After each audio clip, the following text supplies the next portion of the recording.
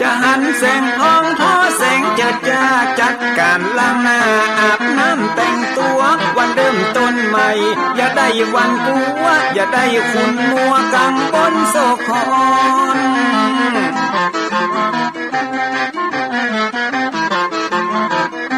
อย่าเอาน้ำคุณมาขังคอนอย่าเอาน้ำฮอนมาลวงหัวใจฮ้อนอ้วมอารมณ์คุณคองมาตอนฮับวันใหม่นี้น้องของได้น้อมเอานำทำคำสอนของพระชินวรประเสริฐเลิศล้ำ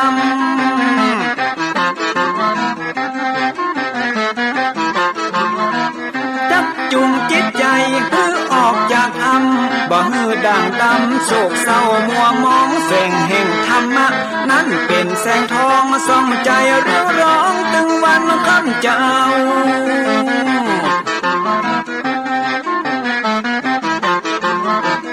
เอาศีลมานำเอาธรรมมาเฝ้าคือจิตใจเฮา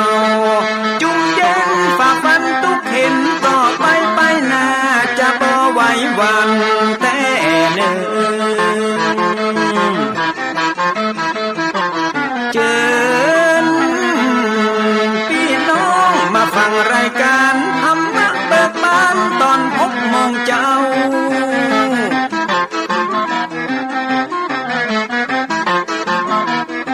ฟังธรรมปืนเมืองอันเป็นแบบเบาท่านพระครูวิสิทธิ์ศีลาพรตั้งใจเจ้าคณะตำบลป่าแดดนอนในเจ้าอาวาสวัดวังสิ่งคำตนนี้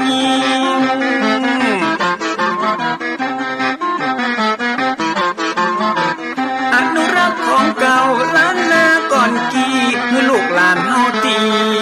เกิดมาใจกันรักษาของดีเก่าเกลือได้อยู่กู้ถิ่นล้านนาฟังทำแล้วของแผ่วจิตใจเหมือนป่าอยู่ใน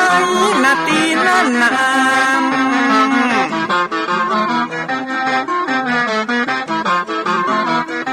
มันไม่สลีอันมีไม่กำเหมือนเสืออยู่ธรรมดงดอยคุณเขาสุขของมนุษย์ยิ่งใจหมู่เฮาสุขที่ได้เอาธรรมะห่มตุ้ม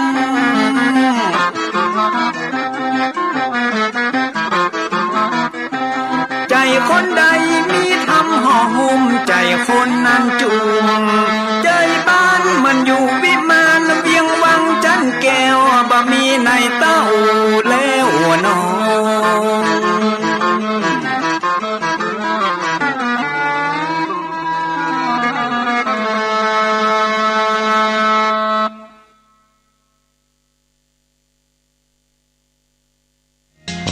ยกมือ10 นิ้วกราบนบนอบน้อมยังพระติรัตนเกี่ยวเจ้าตั้ง3 ประการอันมีพระพุทธพระธรรมพระสงฆ์อันเป็นสรณะที่เปิ่งที่เคารพนับถืออันสูงสุดในชีวิตกราบคารวะแตบไตไวสาปุญญาปารมีธรรมพระมหาเถรานุเถระเจ้าคณะพระสังฆาธิการภิกขุสงฆ์สมณเณรจุตนจุองค์อันหมายมีพระเดชพระคุณหลวงปู่พระเทพโกศลติปรึกษาเจ้าคณะภาค7เจ้าอาวาสวัดศรีโสดาพระอารามหลวงตำบลสุเทพอำเภอเมืองจังหวัดเชียงใหม่พระเดชพระคุณหลวงป่อท่านเจ้าคุณพระเทพปริยัติเจ้าคณะจังหวัดเชียงใหม่เจ้าอาวาสวัด7 ยอดพระอารามหลวงตำบลจ้างเผือกอำเภอเมืองจังหวัดเชียงใหม่เป็นต้นเป็นประธานตลอดจนครูบาสังฆเถระเจ้าภิกขุสงฆ์สามเณรจุตนจุองค์ด้วยความเคารพขอเจริญสุขเจริญปอนญาติโยมศรัทธาสาธุชนติ่นจองห้องวัดจุหนุ่มเท่าใจยิงขอน้อมต้อนรับทุกท่านเข้าสู่รายการ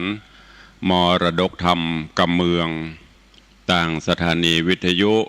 พระพุทธศาสนาแห่งชาติและสังคมคลื่นเพื่อการศึกษาพระพุทธศาสนาและวัฒนธรรมส่งสัญญาณกระจายเสียงจากวัดฝ่ายหินตำบลสุเทพอำเภอเมืองเชียงใหม่จังหวัดเชียงใหม่ในระบบคลื่นความถี่ FM 104.50 เมกะเฮิรตซ์สถานีวิทยุพระพุทธศาสนาวัดหนองไก่ตำบลสันปะยางอำเภอแม่แตงจังหวัดเชียงใหม่ส่งสัญญาณกระจายเสียงในระบบคลื่นความถี่ FM 99.75 102.0 และ 89.25 เมกะเฮิรตซ์สถานีวิทยุ CM77 วิทยุอินเทอร์เน็ตล้านนาส่งสัญญาณกระจายเสียงในระบบคลื่นความถี่ FM 97.5 และสถานีวิทยุพระพุทธศาสนาจังหวัดเชียงรายส่งสัญญาณกระจายเสียงในระบบคลื่นความถี่ FM 99.50 เมกะเฮิรตซ์ตลอดจนวิทยุชุมชนเสียงตามสายหอกระจายข่าวตามวัดวาอารามตามหมู่บ้านต่าง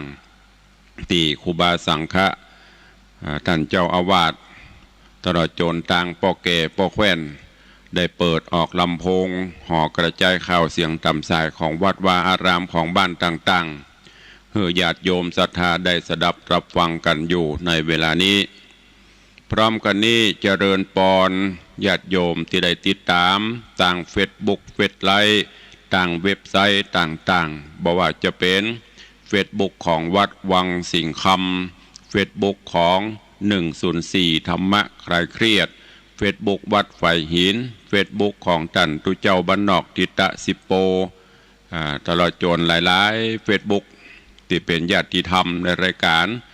ได้ฟังแล้วก็ได้กดแชร์กดไลค์ส่งต่อๆกันไปเพื่อให้ญาติธรรมได้สดับฟังเสียงธรรมะกันอยู่ในเวลานี้เราก่อนแล้วแชร์ได้กดแชร์ไลค์อาตมภาพพระครูวิสิทธิ์ศรีลาภรณ์เจ้าคณะตำบลป่าแดดเจ้าอาวาสวัดวังสิงห์คำตำบลป่าแดดอำเภอเมืองเชียงใหม่จังหวัดเชียงใหม่เป็นผู้ดำเนินรายการก็นำธรรมะสาระปืนบ้านปืนเมืองทำข้าวมาเทศนาฮือท่านทั้งหลายได้รับฟังกันเป็นประจำถึงวันตั้งแต่เวลา6 โมงถึง7 โมงเช้าโดยประมาณยกเว้นพี่น้องที่ฟังสัญญาณจากดอยม่อนจำปีวัดพระแก้วจังหวัดเชียงรายก็ฟังกันเมื่อค่ำยามคืนต้องกราบขอบพระคุณในเมตตาบารมีของท่านผู้อำนวยการทุกสถานีเจ้าหน้าที่ช่างเทคนิคผู้ควบคุมการกระจายเสียงทุกท่านทุกสถานีตัวเองและขอบคุณเจ้าของเฟซบุ๊กทุกท่านที่ได้กดแชร์กดไลค์กันประกันวันนี้เป็นวันพระเป็นวันศีลการเวลาวันเวลา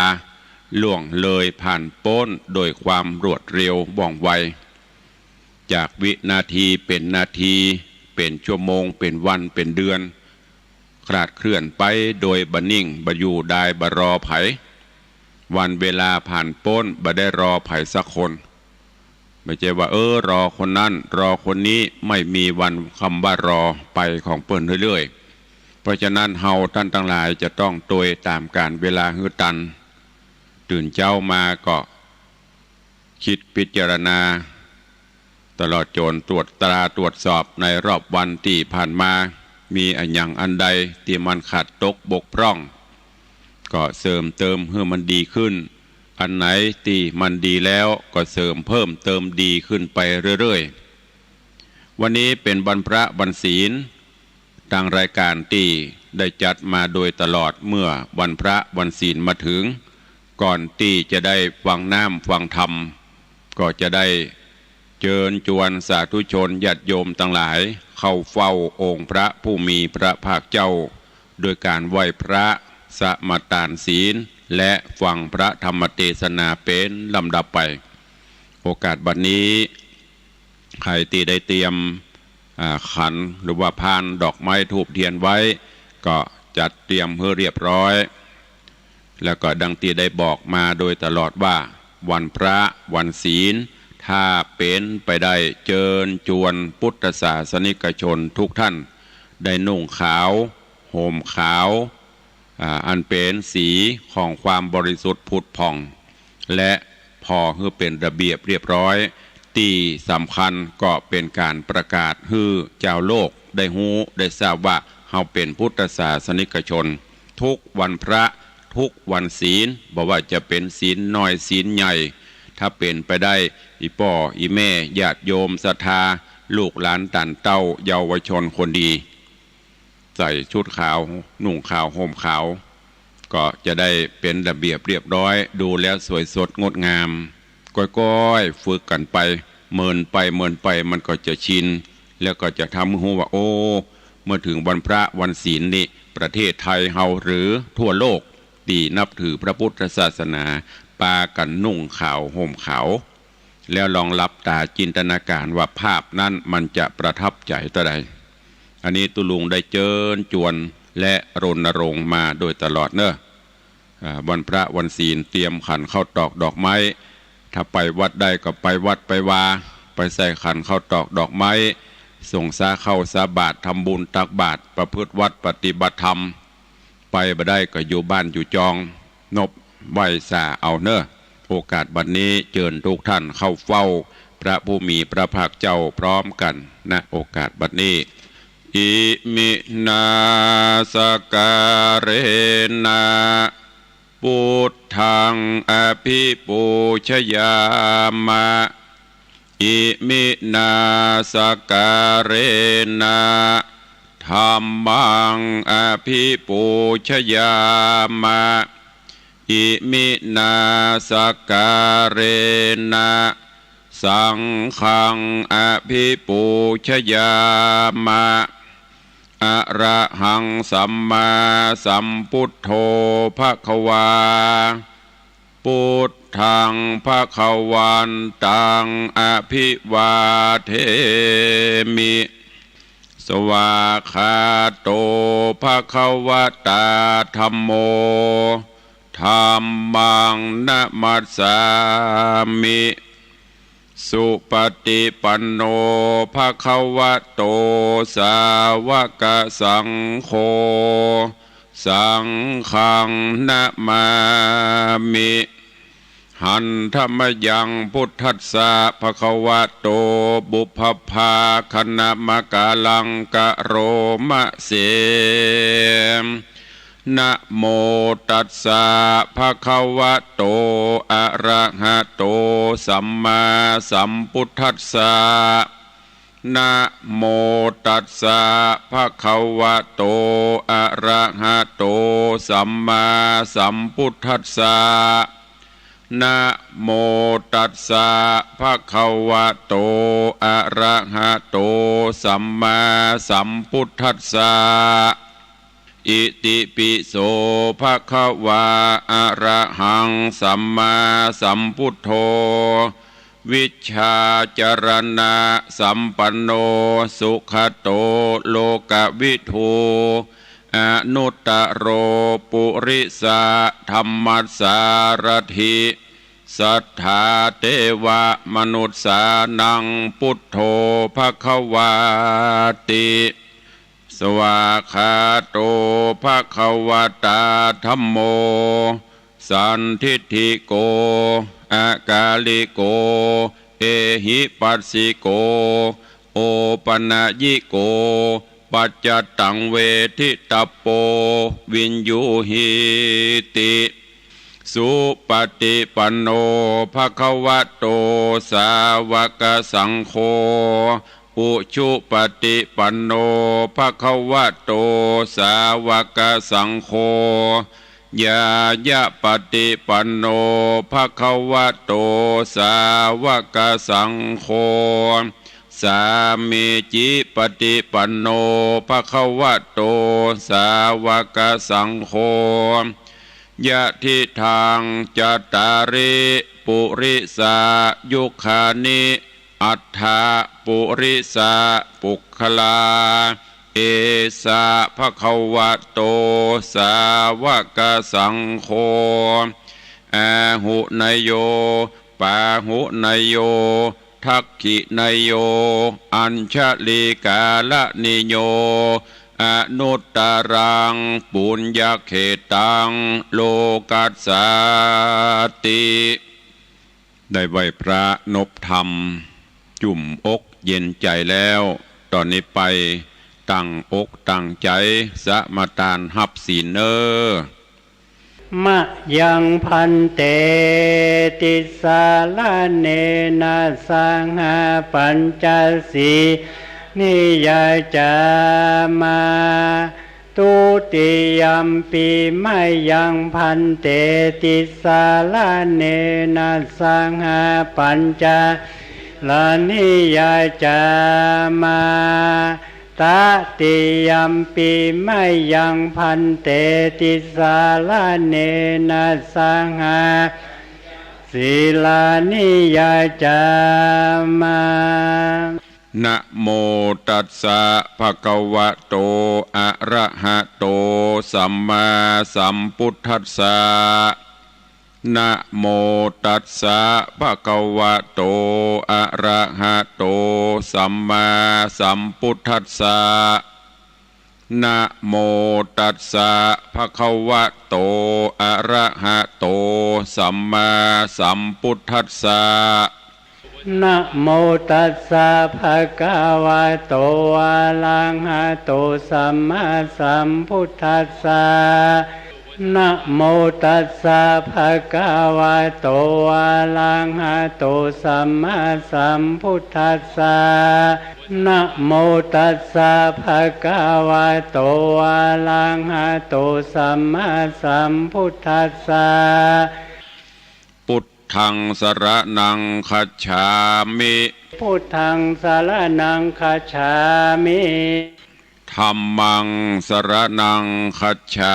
มิธัมมังสรณังคัจฉามิสังฆังสรณังคัจฉามิสังฆังสรณังคัจฉามิตุติยัมปิพุทธังสรณังคัจฉามิ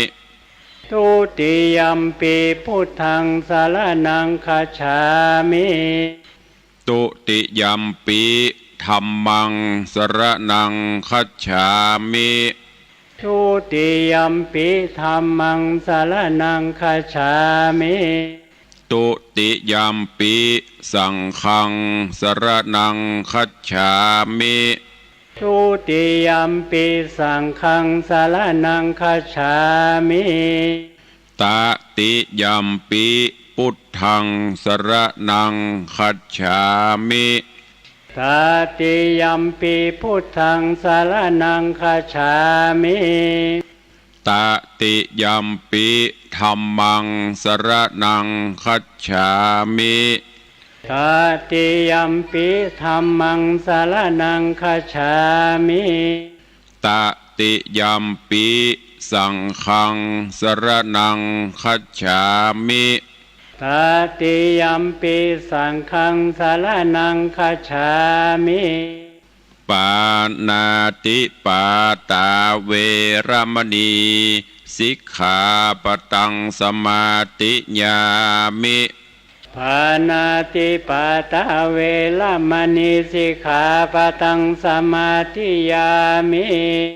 อตินนาตานาเวรมณีสิกขาปตังสมาติยามิอตินนาตานาเวรมณีสิกขาปตังสมาธิยามิกาเมสุมิจฉาจาราเวรมณีสิกขาปตังสมาติยามิกาเมสุมิจฉาจาราเวรมณีสิกขาปตังสมาธิยามิมุสาวาตาเวรมณี สิกขาปตังสมาติยามิมุสาวาตาเวรมณีสิกขาปตังสมาธิยามิสุราเมรยะมัชฌัปปมาทัฏฐานาเวรมณีสิกขาปตังสมาธิยามิสุราเมรยะมัชฌัปปมาทัฏฐานาเวรมณีสิกขาปตังสมาธิยามิอิมานิปัญจสิกขาปตานิสีเลนะสุขติงยันติสีเลนะโภคสัมปตาสีเลนะนิพุติงยันติตัสมาสีลังวิโสทะเยพมาจโลกาติปติสหัมปติกัตนันสลีงันทิวลังอัญญาจทาสันติทาสตปาราชกชาติกาเทเสสุธรรมังอนุกัมปิมังปะชังได้ไหวพระได้สมาทานศีลเป็นที่เรียบร้อย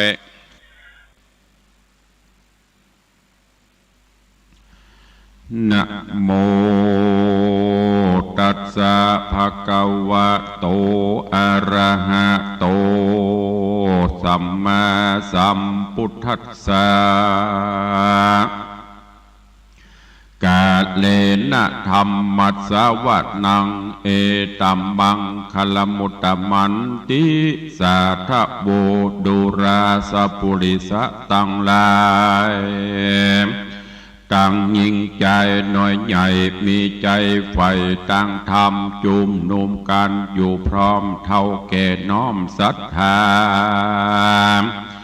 ปากันมาฟังธรรมมาสีทีถอยศรัทธาสาวน้อยเบาสาวจี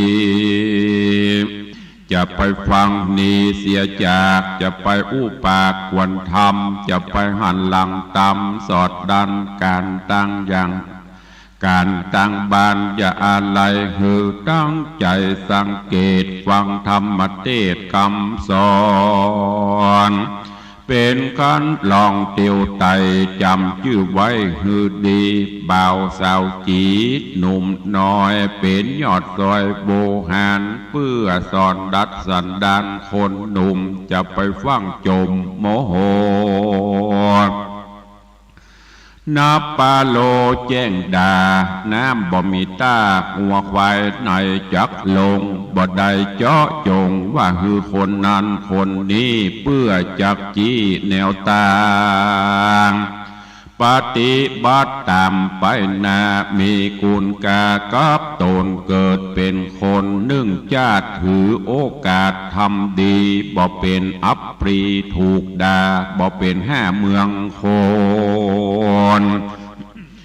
สัตว์หน้าคนมาวอกเข้าตามตรอกออกตามหูฮือเปิ้นอินดูฮักจอบหูประกอบโดยศีลธรรมหูเคารพนบยำเท่าแก่ตังก็ไม่เอาการงานนาดนาเอาใจใส่บ่อสลิดอย่างใหม่เป็นจิกโกหูว่าตัวเป็นเบาหือเปื่อนกล่าวสรรเสริญบ่เพลิดเพลินมักแอวเล่นมักแก้วไฮโลไพ่ถั่วโปบอกไก่หิหอมไว้เป็นลักฐานหูจากการงานช่วยป่อแม่บางคนแย่เต็มโทนเกิดเป็นคนเสียเป่าบ่หูเต้าถึงการคนลึกดันใบบอดบ่เป็นยอดคนดีการงานมีก็บ่พอละหือป้อแม่โทธามเสาะหาเงินคำก็บ่จ้างอยู่กับบ้านขี้ข้านหลังยาวการผ่านสาวก็มาหล่อใส่แป้งนาไก่ตาวานตั้งเวียการก็บอกใครไพ่บอกใครใดเป็นผัวป้อแม่ตัวก็ยังว่าจมเมื่อเจ้าก็ยังบ่มอยู่ที่นอน ลอบเหมือนขอนจัดลาดเปิ้นบ่เลิกลูกกาดมาเสาะทำหากินเข้ากลางวันเราบ่ไปไหน นอนอยู่ในที่นอนมาเขียนนอนอยู่ในที่นอนเขียนจดหมายบอกขาดบางเตื้อก็ฟังเพลงรายการเย็นและบ่ายตึงบอกกายแต่นอสมัยนี้นอเล่นลายเล่นเฟซการงานเสร็จตอบบ่พอกันพ่อแม่หนอว่าฮือก็มาโคตรตึงต่างเต้นเข้าออกกลางหอกเฮือนพ่อแม่เตือนด่าหามเตะตุ่มตามขู่ควันปูกระแทกแดกยอเนี่ยยังจังหายังว่าฮือยังคนเท่าว่าบ่เกี่ยวสมัยบ่เดียวบ่ใจใดโนเศร้าเนี่ยเหมือนเขาเป็นใหญ่บ่นึกได้บุญกุศลพ่อแม่กาลุนเลี้ยงยากจะห้ามปากบ่ได้กาเปตามารดาพ่อแม่เจ้าเป็นพระพรหมของลูกเต้าด้านแปลงปันหอบเล่าด้านประกอบโดยพรหมวิหารเป็นบุรพาจารย์คนเท่าสอนลูกเต้าเป็นกรรมหูจักการเตียวยางหือหูอู้จ้างปูปากหูทางคาตั้งไข่ต้านใจใส่ฮักแปงตั้งแต่แดงและน้อยฮักขาคอยเอ็นดูมีมุตูกอดหือเกิดฮอดเตอะนาปิตามารดาพ่อแม่มีกุลมาแต่น้อยเฮายังน้อยอยู่ในคันแม่ระวังกูอย่างจักเตียวยังไปวายกลัวได้ไปสะนันต้องลูกในต้องเปื่อนคลอนแม่ถ้าหนอมลูกมาอาหารฝาดเผ็ดเค็มบ่นากินเข้าใส่กัวแสบไม่ในครานถึงเติ้งตันลูกเกิดแม่เจ็บเดือดโอยคลางพ่อก็บอกว่าแม่เจ้าก้อยอยู่เฝ้ารักษาเสาะยุกยาใส่ปากแม่ตุกยากดาตายลูกใส่ใจมาเกิดเอากำเนิดเป็นคนแม่อดทนเต็มที่กินข้าวจี่ไฟแดงกินลาบกินแกงบ่ได้พอแม่กับพ่อทุกใจจักไปในบ่ได้เสาะพักไม้หุงแกงยามตอนแรงและเจ้าลูกหนึ่งเข้าดังไฟการงานใดๆกูอย่างพ่อบ่ว่างสักวันน้ำกินฉันพร้อมเสียงบ่ดีกเลี่ยงสักวันทุกมาตันเพราะลูกยามเป็นมุกวัดไอแม่ก็มาอะไรข้าคอยกลัวลูกน้อยถึงตายยามนอนง่ายและความแม่อาบน้ำตึงวันพาปุกปันบ่อพรากเอานมใส่ปากปันกินกลัวใจยิงลูกบ่ใหญ่ใหญ่บ่ใหญ่ก็กองหือใหญ่ใหญ่มาแล้วเถียงเจี้ยวอยู่กลางแข่งแม่จี้แจงสอนสั่งตึงบ่นั่งดาฟังยังมาปังตอบตาเป็นเท่าล่าสมัยอยู่บอดใดขี้แซมอยู่แบ่มตึงวันกันปากหวานเหมือนน้ำตาลและอ้อยลูกใหญ่น้อยบ่เอากาม ทำลุงหลังขนาดนอนจัดลาดห้องเพลงอีการงานมีบอกไกลการงานลื่นเลิงมีที่ไหนปากันไปถือโอกาสขอเงินพ่อแม่ไปเพลิดเพลินแอวเล่นเข้าไปแอวเล่นขึ้นเต้นตามงานต่างๆนานาพ่อแม่หาไว้บ่ปอทอรนากันบ่ฮือกาก็มาโจมสามเตะตุ้มตามออกบานจักประท้วงโอดโดดงามกินยาลูกบุตรตาก็มาข้ามพ่อข้ามแม่กันอย่างอีเต้ขอเมตตาฮือกลับตัวอย่าปาโลสอนยากจักเป็นบาปติดตามพ่องไปงานบดดีได้กะตีต่อยเปเปิ้นสุยน้อยก็มาเก่งลูกกุยเข้าตะลุยตีต่อยมาแตกบอนน้อยในงานสร้างลำคันยุงหยาปาเป็นบาปกับตัวหวังว่าเปิ้นจะนิยมอวดตัววันแน่ลักที่เต้เปิ้นก็มาจังเสียเงินคำไผก็บ่ใจเข้าติดคุกค่ายโดยไผก็บ่ไปหาเขาซ้ำมาว่าจอบขีนาบะห้ายอกเจียงตัวห้างสาวสวยก็บ่พอบดติดต่อเป็นแฟนซ้ำนายแดงลุมด่าทุกคนว่านินตาไอ้ปาลาใจบาปมาสร้างบาปในงานการเปิ้นกินตานใจถอย การเปิ้นกินตานใจถอยศรัทธาหนุ่มน้อยเปิ้นทำบุญตัวก็มาสูญหยาบยุงปาสะดุงตกใจ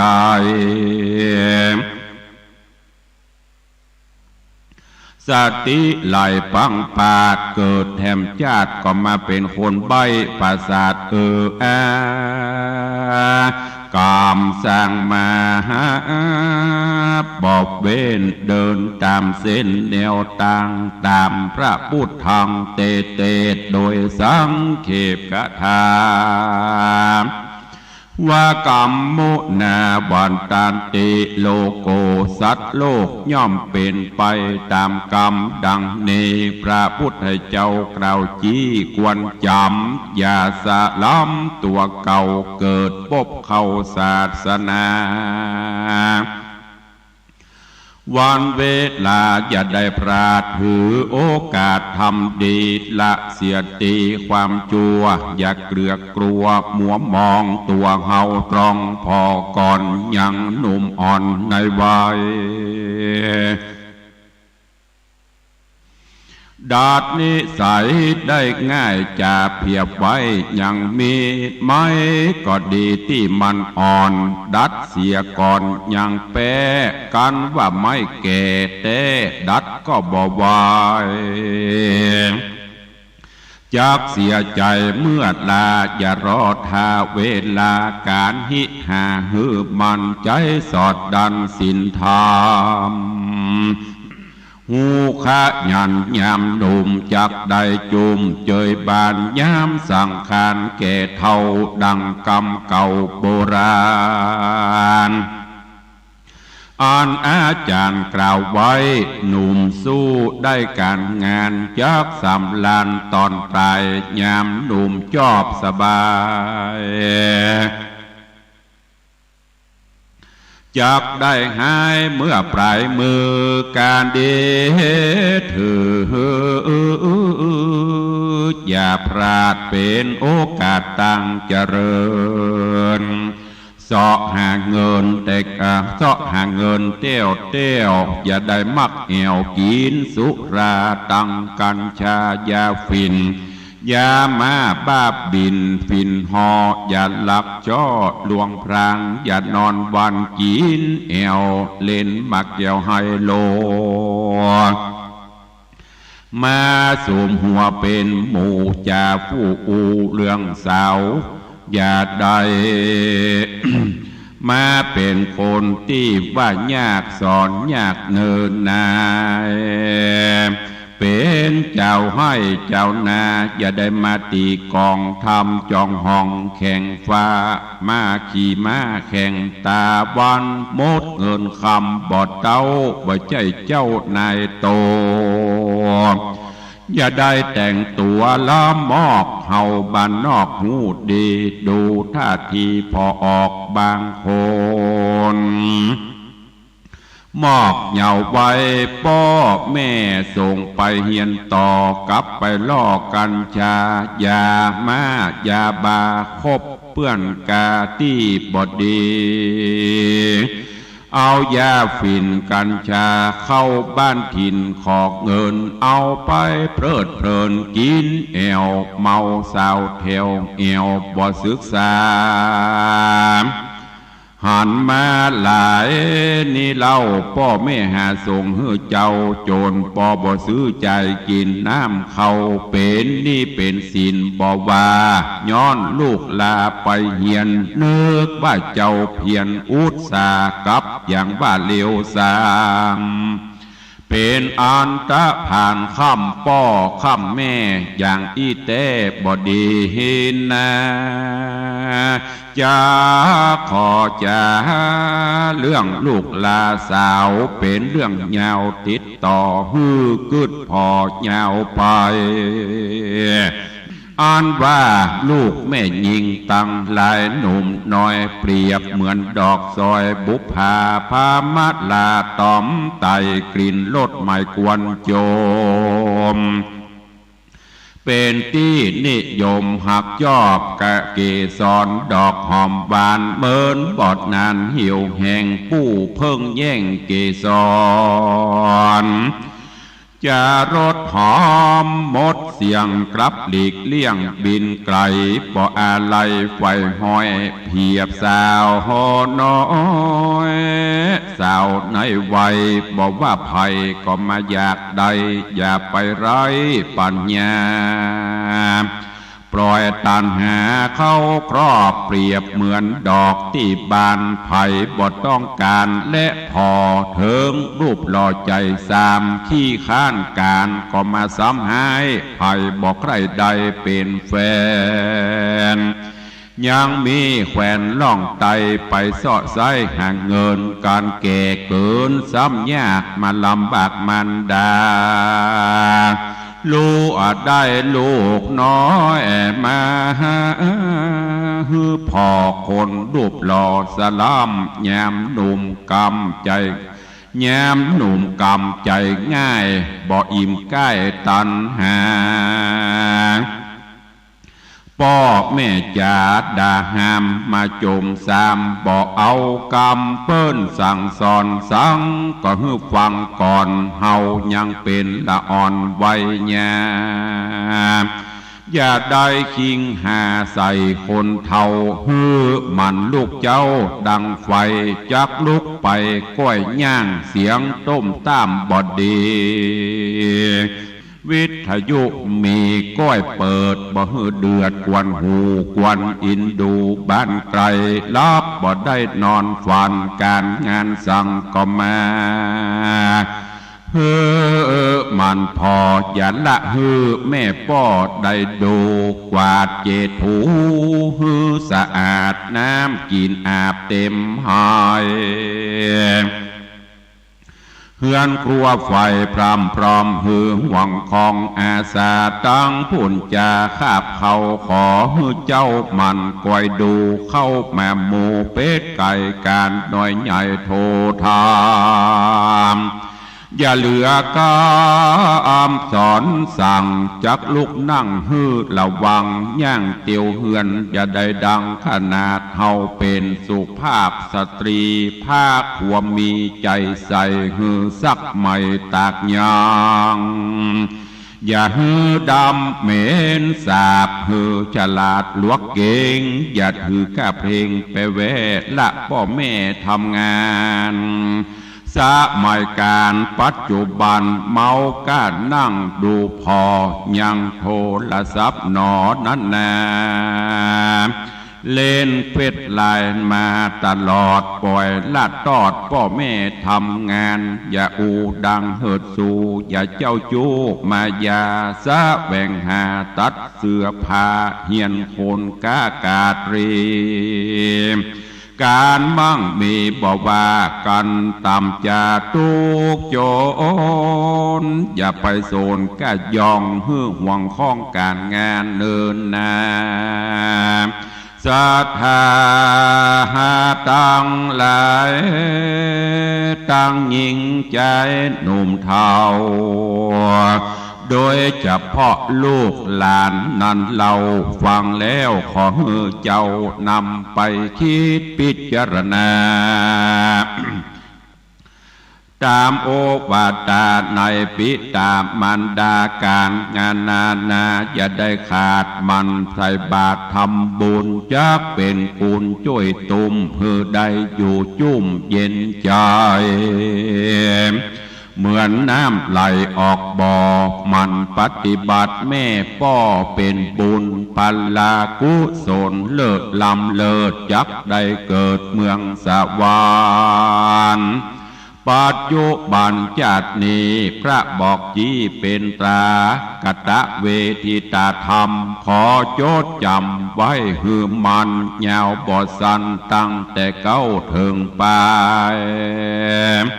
ด้านต่างหลายฟังแล้วหือเอาเป็นชัดเกี่ยวมุงบนสมบัติตนจัดนี้จัดนาเป็นขัวเฮาไปเมืองฟ้าเมืองสวร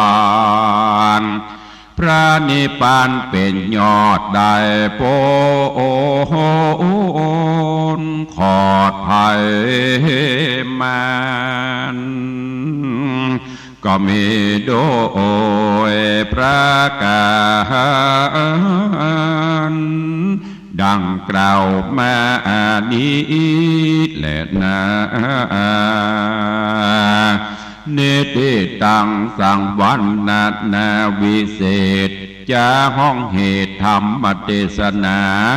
เตือนสตินาสอนหนุ่มเบาสาวจีก็บังโกมสมฤทธิ์สเดชก็ได้ฟังพระธรรมเทศนาในเจ้าวันนี้ผ่านโปนไปในเรื่องของฝากไว้เป็นข้อคิดกับลูกกับหลานกับเยาวชนคนดีในปัจจุบันนี้ส่วนมากก็จะเป็นเช่นนี้นั่นก็คือในยุคของสังคมก้มหน้ายุคโลกาภิวัตน์โลกเจริญในด้านวัตถุแต่ในด้านจิตใจด้านความกตัญญูกตเวทิตาธรรมนับวันก็นับจะหายนับวันก็นับจะเหือดแห้งเสื่อมสูญลงไปลูกหลานตานเต้าเยาวชนคนดีต่างหลายฟังแล้วก็เก็บไปคิดพิจารณาเนอะเอาไปประพฤติปฏิบัติเอาไปปรับปรุงตัวเก่าจะไปฮือเทคโนโลยีอย่างต่างๆมันมีอำนาจกว่าเฮาล้ำไปก็บ่ใจถึงครับบ่ใจถึงกับว่าบ่ฮือความสนใจก็บ่ใจพอประมาณจะเล่นก็เล่นพอประมาณจะไปฮือมันมีอำนาจเหนือกว่าเฮาลูกหลานบางคนก็เกินล้ำไปเล่นกันน่าเจาะเล่นกับโทรศัพท์เล่นกับไลน์เล่นกับเฟซเล่นกับเกมตีดกันงอมแงมบ่ใครช่วยพ่อช่วยแม่ทำการทำงานบ้านจองลาบลาก็บ่ใครสนใจในการห้ำการเฮียนล้ำไปก็ขอฝากไว้ตัวถ้าเฮาบ่ตั้งใจห้ำเฮียนในปัจจุบันสุดท้ายอายุแก่ตนแก่ตัวมาจะไปเปิ่งปะอาศัยไผพ่อแม่พี่น้องบ่ใจจะอยู่ด้วยเฮากุมเท่าเต้าตายท่านเพียงแต่อบรมพร่ำสอนเฮาในสิ่งที่ดีที่งามเฮาก็ควรที่จะเก็บควรที่จะเอาไปคิด บางคนพ่อแม่เตือนพ่อแม่ว่ายังก็โอ้ตุ่มต่ำตุ่มต่ำกระทบกระทั่งเนะย่อเนะหาสิ่งเหล่านี้เกิดขึ้นในสังคมเฮาปัจจุบันนี้นักถ้าแบ่งเปอร์เซ็นต์กับปุ่น70-80%ปุ่นด้วยความเป็นห่วงเจ้านี้ก็เลยนำเอาธรรมเตือนสติหนุ่มสาวลูกหลานนำไปมาฮึบฟังภายที่มีโอกาสได้ฟังกับพ่อกับแม่ก็ขอให้ปรับปรุงแก้ไขสิ่งอันใดที่มันผิดมันพลาดไปแก้ไขให้มันดีขึ้นก็บ่ใจภัยเพื่ออนาคตของเฮาในภายภาคหน้าอย่างบัดเดี๋ยวนี้เฮาลูกหลานน่าเป็นห่วงติดกันงอมแงมแล้วก็แห่งประการหนึ่งก็คือสติสัมปชัญญะบ่ค่อยอยู่กับเนื้อกับตัวล่าบล่าหันเปิ้นเอาหูปงามๆดีๆมาใส่ปากันลงคลั่งไคล้ปากันถลำตัวไปอย่างที่เป็นข่าวเป็นข่าวนัดแนะไปพบไปปะกันที่หั่นที่นี่บ่บอกพ่อบ่บอกแม่บ่ปรึกษาหารือไผสุดท้ายเป็นเรื่องเป็นราวขึ้นกับไผเราจะตุกอกตุกใจก็บ่โป้นพ่อบ่โป้นแม่ปู่อุ้ยแม่ม่อนเพราะฉะนั้นก่อนที่จะทำอะไรอย่างลงไปสื่อก็ตามอะไรอย่างก็ตามมันมีตึงประโยชน์มันมีตึงโทษเฮาเป็นลูกหลานหนุ่มกำอยู่กับหมวกเป็นต้นไม้พ่อแม่ใส่ปุ๋ยก็คือเฮือวิชาความรู้เฮือการศึกษาส่งเฮาห้ำเฮาเฮียนก็เข้าใจห้ำเข้าใจเฮียนแถมน้อยใหญ่มาเฮาก็จะได้กินหน่วยจะได้กินผลแต่ตราบใดที่เอาปุ๋ยใส่ฮือกับบ่ฮับมีกะยาค่ะเอามีกะแมลงมีกะปวกก็อย่างซ่อนใส่สุดท้ายต้นไม้ต้นนั้นต้นดอกต้นนั้นก็ล้มตายไปฉันใดกับฉันนั้นเมื่อเฮายังอยู่ในวัยศึกษาห้ำเฮียนบ่ห้ำบ่เฮียนแถมน้อยแก่ตนแก่ตัวมาเฮาเจ้าอย่างมาประกอบอาชีพหันเปื้อนหันฝูงที่เปิ้นตั้งจิตตั้งใจห้ำเฮียนตั้งใจปฏิบัติหน้าที่การงานเปิ้นมีความสำเร็จผลณเวลานั้นสภาพเฮาก็บ่ได้ละแก่ตนแก่ตัวแห้งอย่างก็บ่มีละดังนั้นก็ฝากไว้เนอะเมื่อวัยเฮียนก็ขอให้ตั้งใจเฮียนพ่อแม่บ่ได้หวังยั้งกับลูกกับหลานหวังให้ลูกเป็นคนดีหวังให้ลูกมีงานทำหวังให้ลูกเป็นฝั่งเป็นฝาส่งลูกเป็นฝั่งเป็นฝาขึ้นฝั่งจบพ่อแม่ก็ดีอกดีใจละแต่ถ้าส่งเฮียนโอ้ไปญาการมาเน็ดเหนื่อยเข้าบ้านเข้าจองมาหันลูกบ่ห่ำบ่เฮียนเล่นกับเกมบ่ช่วยการบ่ช่วยงานอย่างซักอย่างแทนที่จะสบายใจซ้ำตุกใจประดังเข้ามาแหมความเครียดความหยังก็เพิ่มขึ้นสถานการณ์ปัจจุบันเนี่ยน่าเป็นห่วงเนอะยิ่งที่ยุคโลกเจริญในด้านวัตถุเท่าใดจิตใจลูกหลานตันเต้าก็เสื่อมถอยลงลืมว่าเป็นผู้มีพระคุณคือพ่อคือแม่ลืมที่ชื่อว่าผู้มีพระคุณต่อเฮาทั้งหลายเอากระโตนกระตัวป่นไปเป็นวันสุดท้ายมาจะกินแหน่งแคลงใจเมื่อคราวนั้นก็จะเข้าสู่ตำนองกรรมที่เพิ่นว่าเพื่อหูคิงน้ำปิงพอแห้งแก้ปัญหาอย่างก็ไม่ได้ละสภาพร่างกายก็บ่ฮือละอันนี้เป็นห่วงก็ฝากไว้กับลูกหลานเยาวชนคนดีทั้งหลายเนอะที่ฟังรายการตุลุงกับปอกับแม่อยู่ก็ดีก็ขอฝากฟังไว้คิดพิจารณาเอาเพราะไปหน้าบ่มีใครจะช่วยเขาได้พ่อแม่ก็เลี้ยงเขาได้เฉพาะตัวส่งเฉพาะที่เป็นตัวในด้านจิตใจเขาก็ต้องคิดพิจารณาดูให้ดีบ่มีภัยที่จะฮักบ่มีภัยที่จะห่วงหาอาทรเฮาเต่าพ่อแม่พี่น้องของเฮาคนอื่นจะเป็นเปื้อนเป็นฝูงจะเป็นอะไรอย่างก็ตามนั่นก็เป็นได้ชั่วคราวอย่างตีปนว่าเมื่อเฮามั่งเฮามีเฮาร่ำเฮารวยมีกับเปื้อนกับฝูงยามที่เฮาตก อับตกโจรมาแม้แต่กระทั่งหมูหมามันก็ตึ้มพออย่างบทกลอนที่เปิ้นเตือนนั่นน่ะเมื่อมั่งมีมากมายมิตรหมายมองเมื่อมัวหมองมิตรมองเหมือนหมูหมาเมื่อมอดมวยมิตรเมินไม่มองมาอย่างก็ถูกพ้องมาถูกพ้องตุลงหลงลืมนะตอนสุดท้ายแม่หมูหมาก็ไม่มามองนั่นน่ะอันเนี้ยเป็นกรที่เตือนเขาจะไปว่าไม่ได้นะว่าแล้วจำได้เขาลองเอามาพอสะท้อนเขาตัวเก่ามันแต้ก่อคบเปื่อนคบฝูงยามมั่งงมีกระเปื่อนกระฝูงยามเขาตกอับตกจูงเปื่องพูนให้แซบมดเปื่องไผ่ไม่ได้นอกจากอัตตาหิอัตโนนาโถช่วยเหลือตัวเก่ามีสตุงสตางมีการมีงานทำแล้วก็เหมือนกันเนอะเก็บไว้เป็นสัดเป็นส่วนอย่างที่เปิ้นบอกเอาใจนี่เก่าเอาขวางลงเหวเอาฝังดินไว้มันเนี่ยก็คือเอาฮือป่อฮือแม่ได้ใจได้จ่ายพ่องเงินเดือนเขาถือมันจะน้อยก็ฮือไปตามน้อยนั่นนะ แต่แล้วเปิ้นบ่หวังแต่ถ้าเขาลองฮือไปโอ้พ่อแม่ก็ดีใจบรรลุมีความกตัญญูรู้คุณแล้วเพิ่นก็เก็บว่าหันบ่ไปไหนสุดท้ายก็พลิกมาที่เฮาเนี่ยหลวงพ่อคนเฒ่าคนแก่เพิ่นจะกินอย่างเฮาโลจะกินสโลสละจะกินจะใจจะจ่ายแต่ละอย่างนี่คิดพิจารณาดูก่อนเอาไว้ใจที่จำเป็นเพราะฉะนั้นฝากไว้ตัวเองบางพ่องลูกหลานตันเต้าเนี่ยการเงินเดือนไป2-3 หมื่นก็ยังไปควักไปแคมเอาคำพ่อของแม่อยู่อันนี้บาละมีของเฮาก็ใจใจตัวที่มันจำเป็นจะไปเป็นเศรษฐีเงินพรปนบัตรดอกเบี้ยน่ะดอกบานไม่รู้โรยบานโดยบุหุตัวถ้าเลือดบ่เข้าตาจะไปกู้หนี้ยืมสินของเปิ้นหิหาเอามีกำลังเท่าใดกระทำไปใจจ่ายเท่าที่เฮามีอยู่นั่นละ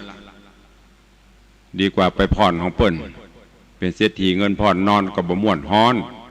ก็เดี๋ยวก็สิ้นเดือนก็เดี๋ยวก็ต้องหามาคือเปิ้นถึงเดือนมาเดือนนี้ไม่ได้จ่ายเดือนหน้าก็กอบเต่าเข้าดินปอกหางหมูอย่างรถอย่างรามันมีปอขี่อยู่มันบังแดดบังฝนได้ก็ขี่ไปโอ้บางพ่องบางคนผ่อนจะโป้นละจะเป็นไทยลำปอมเอาไปตีเทินใหม่มันจะตกรุ่นมันจะอายให้เปิ้นเอาไปผ่อนต่อจากผ่อนเดือน2-3 ปันเพิ่มเป็น4-5 ปันลดทำไม่แต่นั่งบะม่วนเปิดจนสุดก็ตึงไปเย็นฮ้อนก็เดี๋ยวก็สิ้นเดือนก็เหมือนสิ้นใจอันเนี้ยฝากไว้กับญาติโยมท่านทั้งหลายเนอะอย่าไปหื้อกิเลสตัณหาต่างๆมันเข้ามาครอบเฮามีบทบาทกับชีวิตเฮานักล้ำไป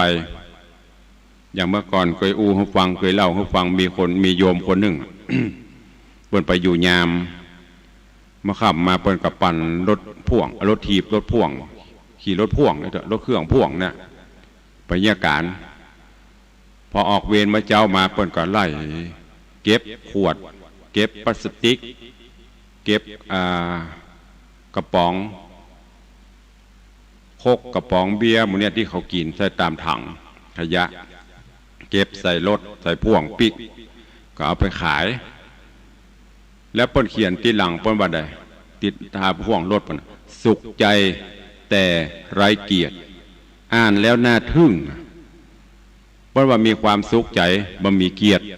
คือบ่มีปริญญาบ่ได้แต่งตัวข้าราชการบ่ได้แต่งตัวไปทำงานโก้หรูบ่มีรถจิบรถเก๋งขี่มีกระรถพ่วงขับมากับไปเนี่ยการไปอยู่เวรอยู่ยามแจ้งมากับเก็บขวดเก็บกระป๋องใส่มาไปขายวันหนึ่งก็300-400ได้อยู่เต็มพ่วงเดือนหนึ่งก็10,000-20,000อันเนี้ยเอาจ่ายไปกินไปเป็นวันเลี้ยงครอบครัวเงินเดือนเก็บไว้จ่ายที่จำเป็นเพื่อนก็มีความสุขตรงกันข้ามหมู่เฮาแต่งตัวโก้ขี่รถหรูแต่พอใจสักเดือนติดหนี้ติดสินอันเนี้ยฝากไว้เพราะไผ่เฮานั่นเป็นคนสร้างเฮาไปตัวปล่อยกิเลสตัณหามันครอบงำลำไป